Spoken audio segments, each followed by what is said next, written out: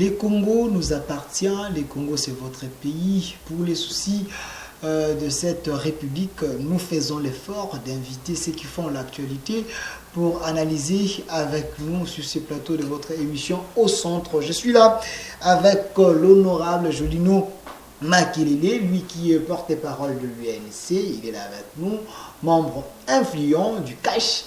Il est là avec nous, honorable Jolino Makelele. Soyez le bienvenu. Merci pour l'invitation.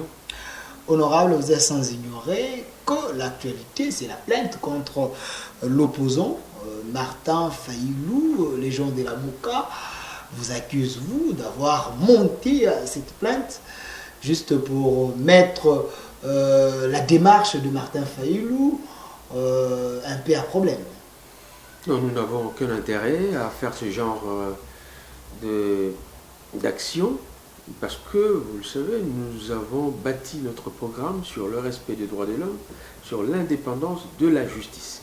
Cette indépendance de la justice, nous avons tenu à ce qu'elle se manifeste, notamment avec les résultats que vous connaissez concernant Moïse Katumbi dans l'affaire dite de mercenaires.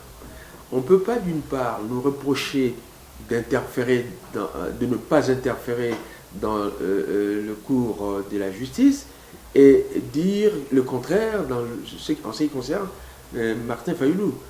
Il faut choisir, soit que nous agissons, alors dans ce cas-là, Moïse Katumbi aurait été dans la situation qui était la sienne avant l'arrivée de Félix Tshisekedi, soit que nous laissons la justice faire son travail et nous serions dans la situation de Martin Fayulu. Mais je pense qu'il s'agit ici d'un problème de victimisation. Notre ami Martin Fayulu, que j'aime bien, que j'ai fréquenté à l'Assemblée, a envie de prendre de la hauteur par rapport à ses autres concurrents, que sont Moïse Katumbi et notamment Jean-Pierre Bemba. Alors, il doit tout faire, ce d'autant plus qu'il n'a pas de chance.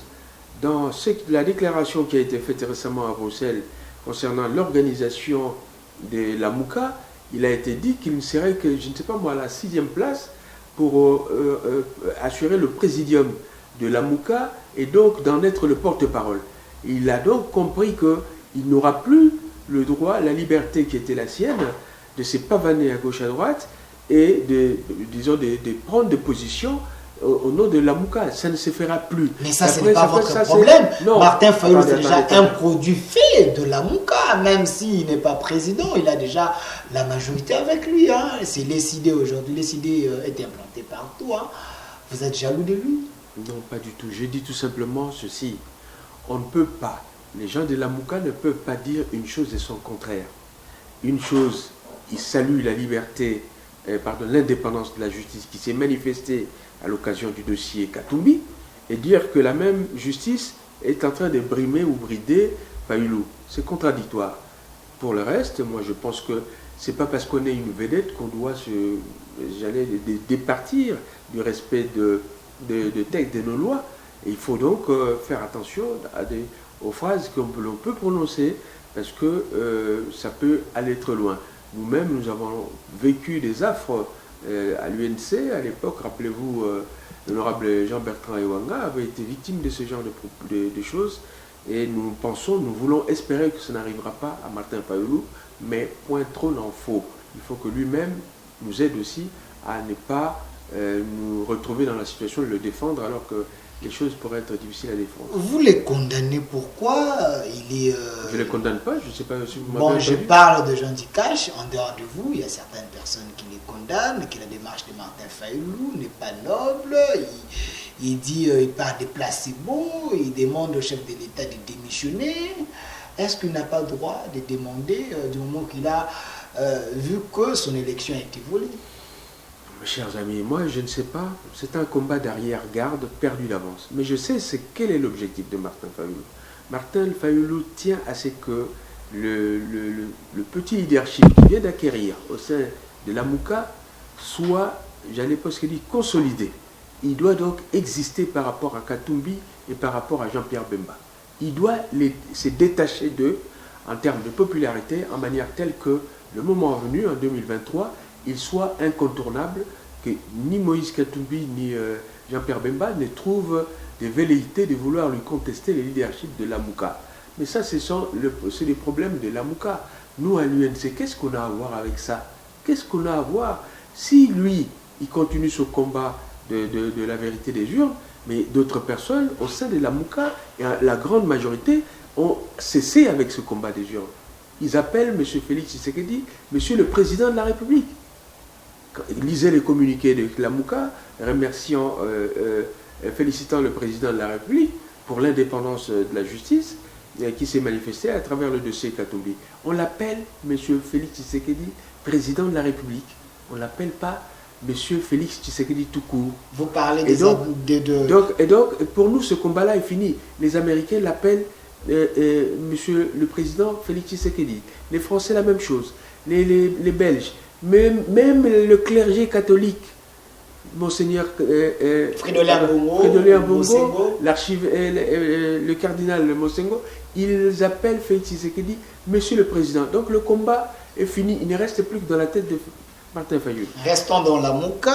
Les gens de la Mouka aussi pensent que vous avez votre pion là-bas, Moïse Katumbi. Voilà pourquoi vous êtes en train de les faciliter, même s'il a été condamné à 3 ans de prison sous votre régime. Vous parlez de l'état de droit, mais vous annulez les condamnations comme ça, du moment qu'il y avait des preuves tangibles de mercenaires, ainsi de suite. Moïse Katumbi n'a jamais été condamné sous notre régime, non. Nous venons à peine d'accéder au pouvoir et seulement à la présidence de la République. Donc c'était sous le régime Kabila. Maintenant que entre eux, au sein de la Mouka, ils commencent à s'entreaccuser de trouver en telle personne une top, moi je pense que c'est ce qui arrive souvent quand les violons ne s'accordent plus. Mais tout ça est secondaire par rapport aux priorités des Congolais. La vraie question qui doit être posée à Martin Fayulu est celle-ci. Question à laquelle aucun membre de la Mouka n'a jamais répondu chaque fois que je la posais. Monsieur Martin Fayulu, rêvons, vous êtes élu président de la République. C'est vous qui êtes élu président de la République. Dites-nous, au regard de la configuration de l'Assemblée nationale aujourd'hui, du Sénat à venir et des institutions telles qu'elles existent, dites-nous, monsieur Fayulu, comment alliez-vous agir différemment de ce que fait Félix Tshisekedi et en mieux? Dites-les nous comment. Si ce n'est pas vous qui le dites, parce que vous n'aurez pas le culot de venir répondre à cette question. Sinon, et j'ajoute, en respectant nos textes, la Constitution et les lois de la République, comment auriez-vous agi, vous, par rapport à ce que vous reprochez à Félix Tshisekedi? Félix Tshisekedi, j'espère qu'on va en parler. Vous avez vu son programme, et le programme de 100 jours qu'il a initié en attendant qu'il y ait un gouvernement. Nous allons en parler. Je réponds à la place de Jean de la Mouka parce que j'étais avec Mike Moukeba ici. Oui. Il était en face de Norbert Yamba. Il a dit si Martin Fayulu était là, il n'allait pas se tromper dans les désordres que vous avez fait avec Joseph Kabila. Il allait agir autrement parce que lui, il n'aime pas faire des deals comme vous l'avez fait en donnant la majorité à l'FCC, en conservant le pouvoir. Vous êtes nommé, donc il ne peut pas se tromper là. Parlons de 100 jours du chef de l'État. Non, attendez. Vous en avez parlé. Vous pensez bien que je ne peux pas laisser passer des choses aussi graves. Je termine ma question, vous allez ramasser les deux. 100 jours, je vais y revenir. Ok, évoluez. Mais je vais vous dire ceci. Attendez, il n'a pas répondu à la question. D'abord, nous ne sommes pas, j'allais dire, accommodés pour ne pas avoir la majorité à l'Assemblée nationale. C'est quoi ça comme autoflagellation? Nous ne pouvions pas le faire. Tout ça, c'est du nangatokui. Bon, ça c'est de un. Deuxièmement, la vraie question est celle-là. Lui, il n'aurait pas agi, j'allais presque dire, en harmonie avec Kabila. Qu'aurait-il fait? Ils ne répondent pas. La Constitution étant là, déterminant les prérogatives du chef de l'État, les prérogatives du gouvernement, et les missions de l'Assemblée nationale, et le rôle de l'Assemblée et du Sénat. Un chef de l'État nommé selon les gens de la Mouka. Attendez. Moi, je vous dis maintenant, vous avez Martin Fayulu élu. Qu'est-ce qu'il ferait, lui? Pas nommé, allez, entre guillemets, comme ils disent, même élu. Qu'est-ce qu'il aurait fait, lui? Mais il faut poser la question. C'est vous les journalistes. C'est la question qu'il faut poser et à laquelle vous n'aurez aucune réponse. J'aurais souhaité que Mike Nkeba soit là, parce qu'une fois je vous avais invité, vous avez décliné l'offre parce que vous avez d'autres engagements. J'avais d'autres engagements. Voilà. Je l'ai déjà affronté sur des... Voilà, je vais chercher à ce que vous puissiez encore se rencontrer avec lui pour avoir les amples détails. Mais répondez à la question des 100 jours, parce que votre champion, Félix Tshisekedi, président de la République, les 100 jours, d'autres personnes pensent que c'était un projet cosmétique, il n'y a eu rien, il n'y a pas eu une réalisation palpable. Votre lecture? Messieurs, je pense que, comme on dit souvent, à bon mentir qui vient de loin, il faut vous imaginer quelqu'un qui n'était pas ici à Kinshasa, qui était, je ne sais pas moi, en Europe ou dans un autre pays, il y a 4 mois. Quelqu'un qui était passé avant son départ pour l'étranger par l'avenue Sayo, entre Nguiringiri, Kasavubu et Lingwala. Et qu'ils prennent maintenant un véhicule entre l'avenue Kasavubu et le boulevard Triomphal. Si celui-là n'aura pas constaté qu'il y a quelque chose qui n'est plus comme ce qu'il avait vécu avant, c'est qu'il est borgne ou qu'il est aveugle. Si vous allez à Kisangani, vous allez sur le pont Luboya, vous allez sur d'autres artères, vous trouvez des ponts qui rendaient impossible la circulation des véhicules et même des biens pendant près de 10 ans, et que ce pont a été inauguré, c'est que vous n'avez rien compris. Si vous allez sur l'avenue de l'université, vous qui êtes de Kinshasa, si vous allez sur l'avenue Bokassa, si vous ne voyez toujours rien, alors je vous en prie, allez faire le tour de ces artères, rien que dans ce domaine-là. Pour ce qui est de l'électricité, allez demander aux gens qui sont en Kamba, allez demander aux gens qui n'ont jamais plus vu d'électricité à gauche à droite, allez demander aux militaires qui n'avaient plus perçu leur solde depuis quelque temps. Allez demander à tout ce monde. Vous avez ajouté 20 000 fonds militaires, vous vous englobiez? Non, attendez. Moi, je ne suis pas dans le cosmétique. Nous sommes dans un programme d'urgence. On dit d'urgence. C'est-à-dire en attendant que le gouvernement entre en action et qu'un programme complet soit débattu entre le président de la République et le Premier ministre. Et donc, ce programme de gouvernement. Mais il y avait des urgences qui ne pouvaient pas attendre. Il y a des hôpitaux, mais attendez, c'est grave. Allez voir le phénomène, tout ce qu'on a fait avec Ebola, vous n'en croirez pas vos yeux. Allez demander aux gens qui sont... 1008 personnes décès sous votre régime. Programme d'urgence, qu'est-ce que vous avez fait? Autant de décès comme ça. Attendez, parce que... Calais, on voit toujours de naufrages. Ah oui, mais si vous n'avez pas compris que quand on va régler le problème de routes et des ponts, on aura réglé aussi le problème de navigation sur le lac Tanganyika ou sur le lac Kivu. Si vous n'avez pas ça à l'esprit, vous ne comprendrez pas. Mais je ne veux pas rentrer dans les esprits de tout le monde, malheureusement. Honorable Julien Makele, les Congo, ce n'est pas seulement le Congo central et Kinshasa. Nous avons 26 provinces. Je viens de vous parler de Calais, non? Avec la construction des ponts. Pas plus de 5 provinces que vous avez citées ici. Mais attendez. La route Mbujima et Kananga, c'est pas Kinshasa, ça. Ça, c'est du concret, monsieur. C'est du concret. Et après, les gens quitteront Kananga pour venir à Kinshasa en véhicule. Vous avez vu ça où? Dans l'assiette de Congolais, qu'est-ce qu'on sent? Le pain aujourd'hui, c'est à 400 francs. Sous votre régime, pas de marche. Monsieur, je veux quand même que je vous connais trop bon journaliste. Vous avez dit le programme d'urgence, on aimerait quand même voir. Je vous connais trop bon journaliste pour ne pas vous rendre compte que les aspects relatifs, j'allais presque dire, au pouvoir d'achat dans le sens basique du terme, relèvent du gouvernement, de la politique économique du gouvernement, et non pas du président de la République. Ça, il faut quand même que vous ayez ça. Mais l'urgence, c'était dans tous les domaines. Le président de la République ne régule pas le prix du pain. Le président de la République intervient en amont. Lorsqu'il y a des difficultés... Il donne l'impulsion. Il donne l'impulsion, mais lorsqu'il y a des difficultés, lorsqu'il y a des problèmes relatifs à des charges, à des impôts, à des taxes qui peuvent asphyxier l'économie, il peut intervenir.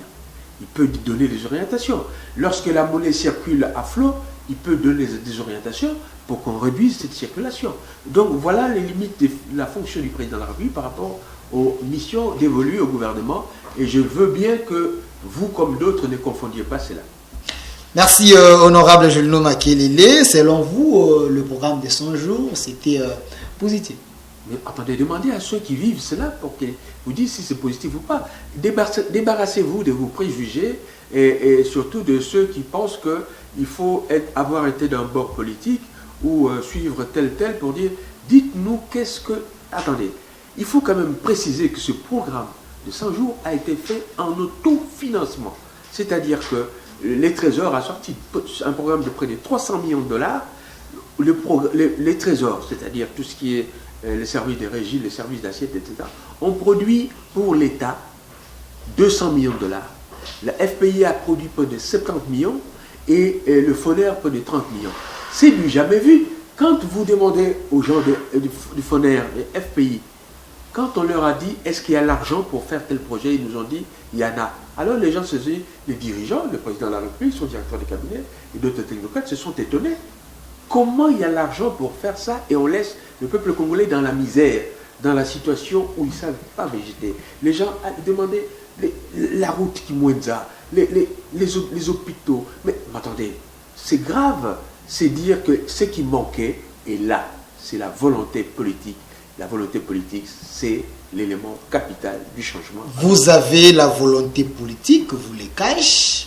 C'est vrai, on est en train de voir chaque jour à la télévision, il y a des marches, les entreprises publiques, les gens réclament, les arriérés. Qu'est-ce que vous faites? Parce que chaque fois nous voyons tout cela à la télévision. Vous devez quand même régler, c'est des changements. Attendez, ça c'est déjà une manifestation importante. C'est le signe que le changement est vraiment là. Vous avez vu où, vous, dans les entreprises publiques, les gens faire des marches, tout ça, ça n'existait pas. On les brimait, on les bridait. Les PDG, les ADG, les PSA, c'était des tout-puissants. Là, maintenant, le tout-puissant ADG de Transco, il a été mis à la porte. Le tout-puissant DG de l'ARPTC, il a été mis à la porte. Le ministre qui pouvait se permettre de distribuer à volo des parcelles de manière non légale, il a été mis à carreau. Vous aviez d'autres responsables, les militaires dont les effectifs tirent sur des simples étudiants de l'université de Lubumbashi. Pour la première fois, il est mis sur le carreau. Écoutez, vous ne pouvez plus badiner avec ça. Et les manifestations, Lamouka et d'autres, eh bien, on les bride plus, on les laisse faire leurs manifestations. La radio-télévision, l'accès est à tout le monde. Écoutez, ça... L'ONATRA, Mkoko Samba, aujourd'hui... Oui, si vous voulez, les exemples on ne sent rien. Hein. Non, c'est-à-dire que si les gens de l'ONATRA continuent toujours à pleurer. Non, c'est vous qui les avez vus pleurer, moi je n'ai pas vu leurs larmes, mais c'est ce dont je suis sûr, que ce soit à la SONAS ou à l'ONATRA ou ailleurs, allez voir comment ils sont contents de voir que cette fois-ci l'État s'est manifesté et ce n'est pas un État qui fait la discrimination, c'est là que le DG vienne de telle province ou qui a des accointances avec tel haut responsable du pays. Voilà, Monsieur Jules Makelele, nous envolons, on est en train de s'envoler avec vous dans l'actualité. Vous êtes sans ignorer que les Congolais sont en train d'attendre le nouveau gouvernement.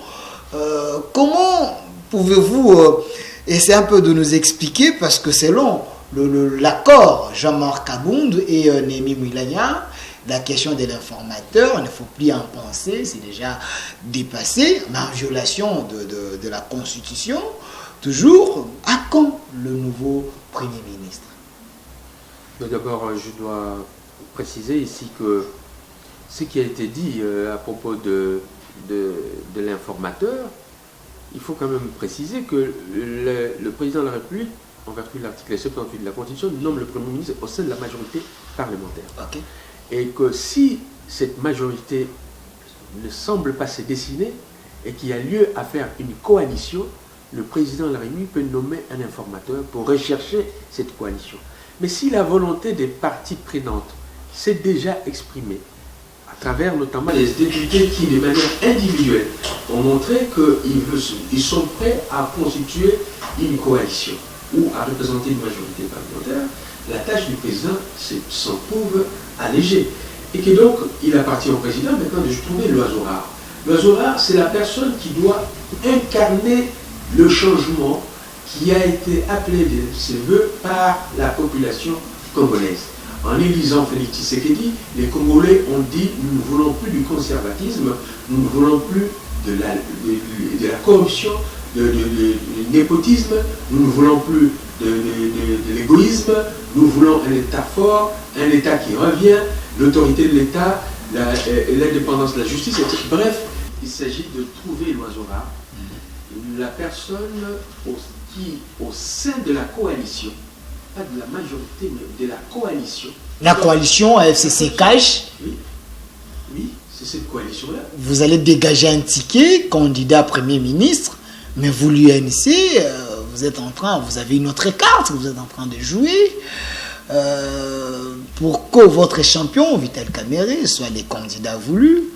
Est-ce que si Vital Kamerhe aujourd'hui n'est pas proposé comme Premier ministre, vous serez d'accord? Parce qu'il y a d'autres voix qui s'élèvent que Vital Kamerhe a sa place pour aussi devenir Premier ministre. Ça serait une violation de... Je dois vous dire que je suis le représentant attitré qui parle au nom de l'UNC. Ok.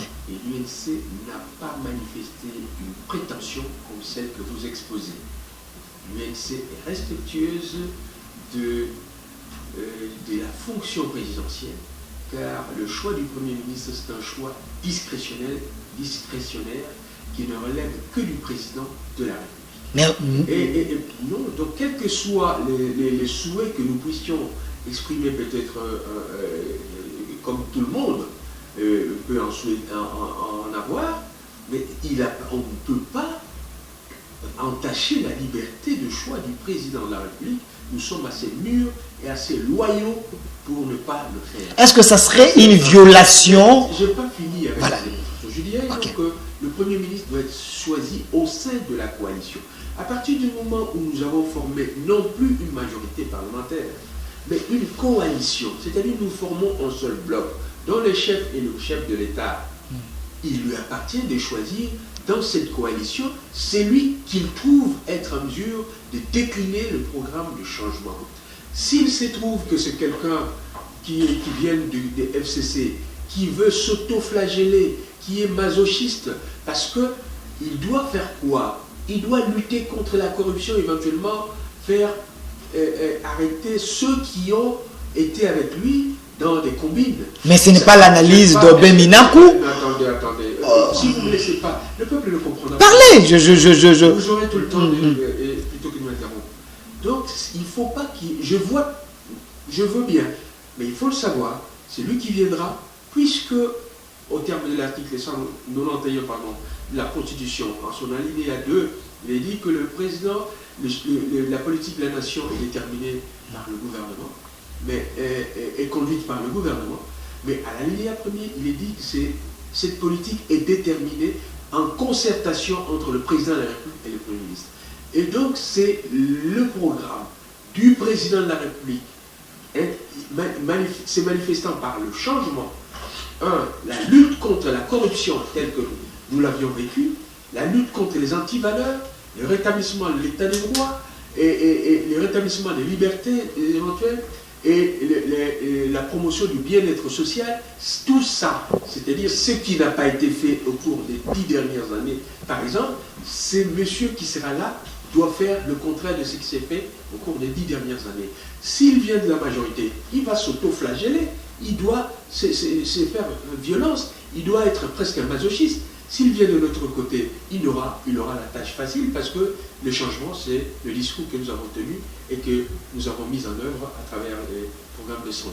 À travers le programme de 100 jours, c'est bien dit, Aimé Kilolo ne pense pas de la même manière avec vous. Selon les gens de l'ancienne majorité présidentielle, ils voient que la personne qui peut avoir ces postes-là du Premier ministre viendra de la majorité, mais la majorité FCC, parce qu'ils ont plus de 300 et quelques députés, il ne faut pas même y penser parce que vous n'avez pas ces droits-là. Nous avons une coalition, monsieur, qui est composée de gens qui ont les fameux 300 et d'autres qui ne l'ont pas, mais dont la totalité fait pratiquement 500.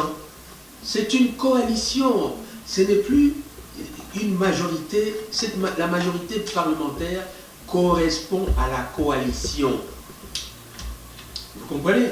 Et donc, au sein de cette coalition, sans préciser, et puis quelque part, il y a un peu de logique dans tout cela. Mal, pardon, au sein des électeurs, au sein de la population.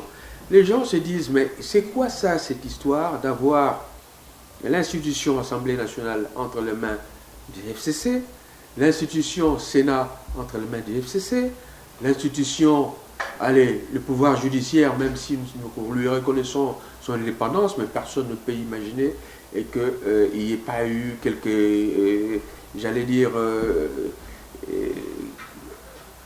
quelques tours des passe-passe pour créer tel environnement dans l'appareil judiciaire.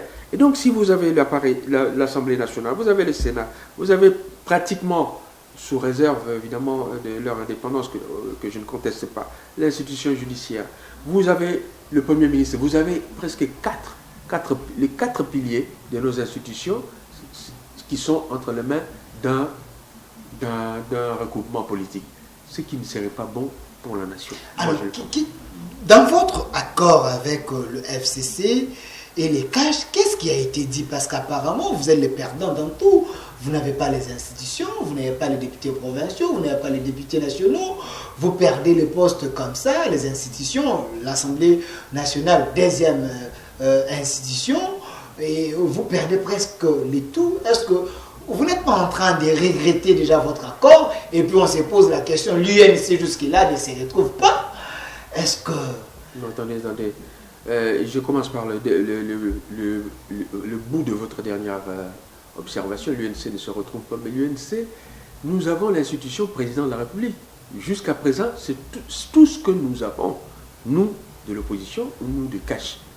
Comment voulez-vous isoler l'UNC de Cash qui a son président de la République? Ça, c'est un. Deuxièmement, parler des élections. Mais écoutez, vous avez vu, vous, quand les élections ont eu lieu, quand la campagne a eu lieu, tous ceux qui ont été élus là, c'est eux que le peuple attendait. Tous ces gens-là, les députés, campagne, ils ont été votés. Mais normalement. Moi, je vous dis, je vous pose seulement la question.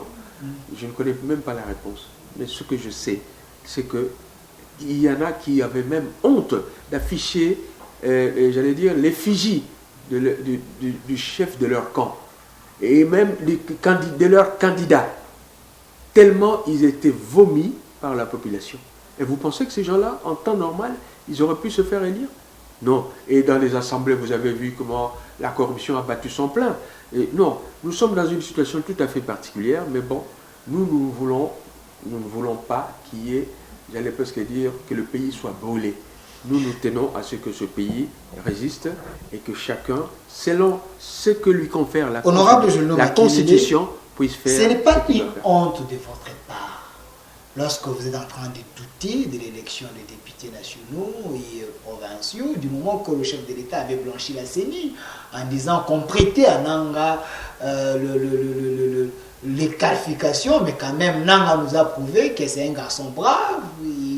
Il a fait les élections apaisées, mais aujourd'hui, ça pose encore un problème. Non, je ne parle pas des élections apaisées. Dans la CENI, lorsqu'on parlait de la CENI, je dis tout et les députés élus. Donc, que vous-même, dans votre fort intérieur, vous êtes conscient que... Non, moi je ne suis pas... C'est votre réflexion.